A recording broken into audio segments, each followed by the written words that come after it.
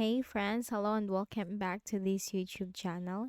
In today's another video tutorial, I'm going to share to you on how you can increase the table border width in Microsoft Excel. So without further ado, let's go quick into the process.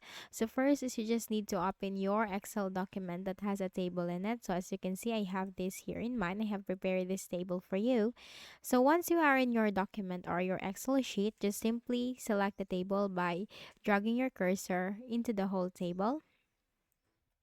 Now once done, look at the ribbon at the top and here you'll find the home tab. You'll find this font word and then this small arrow which is the font settings.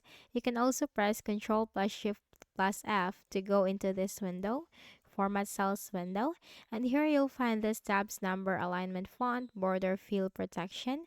Click on the border tab. And here you have to choose the style. So I'm just going to choose this style with this width.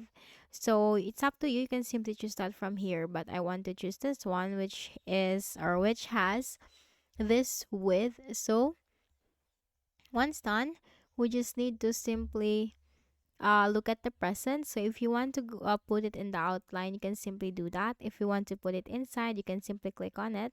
And this is the preview. Now once done, you just need to simply click on OK. And that's it. You have just increased the border width on your table in Microsoft Excel. So, I hope this video helped you. Kindly please do not forget to hit the like button and subscribe to this YouTube channel for more tutorials like this. Thank you for watching.